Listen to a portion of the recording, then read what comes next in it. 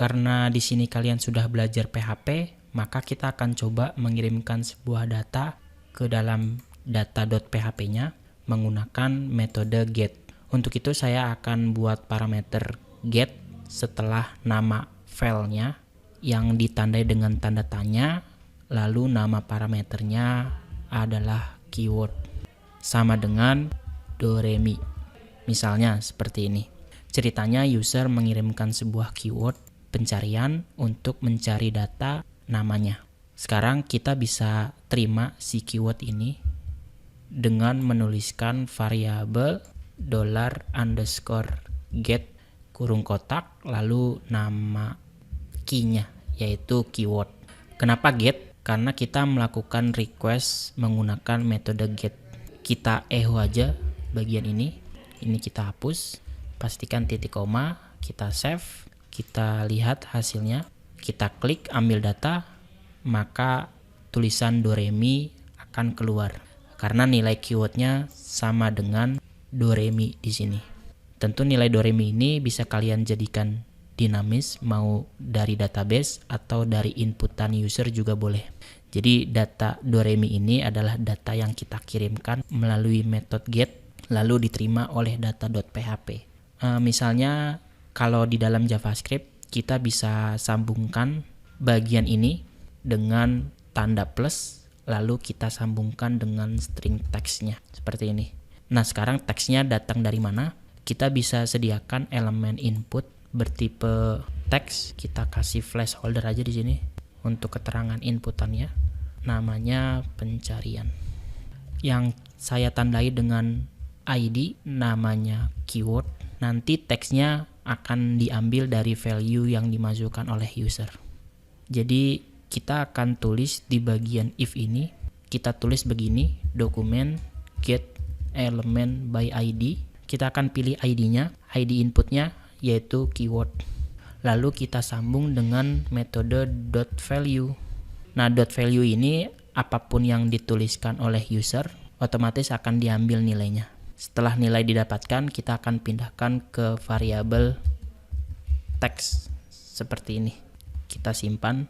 Seharusnya kita tidak mendefinisikan di bagian sini. Kita harus definisikan di bagian sini karena teksnya yang kita pakai ketika Ajax-nya dibuka. Jadi kita simpan nilainya ke variabel teks, lalu kita sambung dengan string get-nya.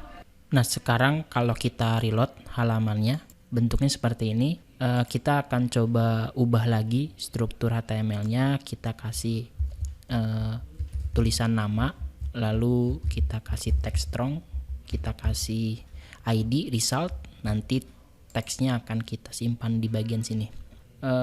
Sudah, kita reload lagi. Nah, ini dia. Nanti namanya akan tampil di bagian sini ketika kita menginputkan sesuatu.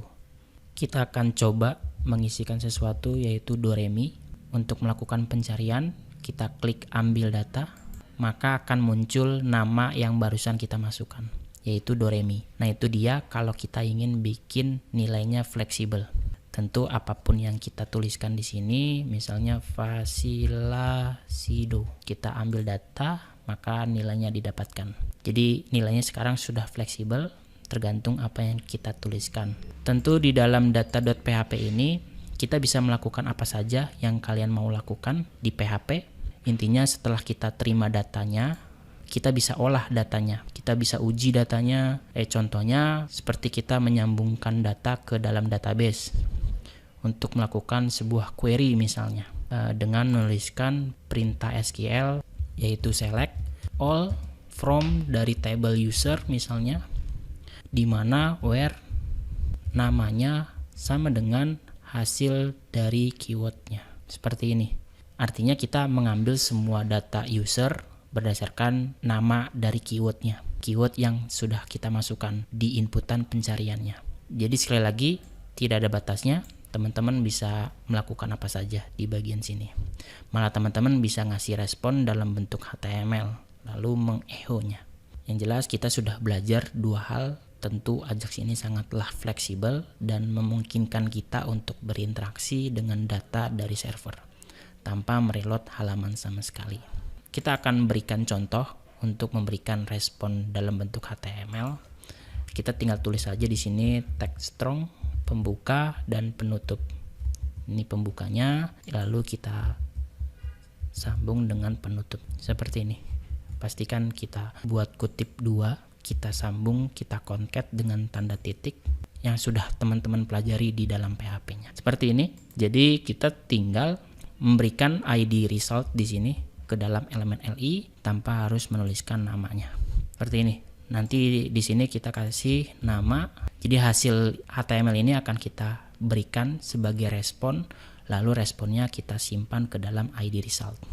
Kita save, kita jalankan, maka bagian nama tidak tampil. Kita masukkan sesuatu, misalnya doremi lagi, kita ambil data, maka kita dapat hasilnya. Tentu yang kita lakukan adalah bukan text content, karena text content akan di generate sebagai string. Kita harus menjalankan inner HTML untuk mendapatkan hasil HTML-nya. Kita reload lagi, kita tulis doremi lagi, ambil data, maka kita akan dapat hasil datanya. Oke, cukup sampai di sini. Kita akan bertemu di video selanjutnya.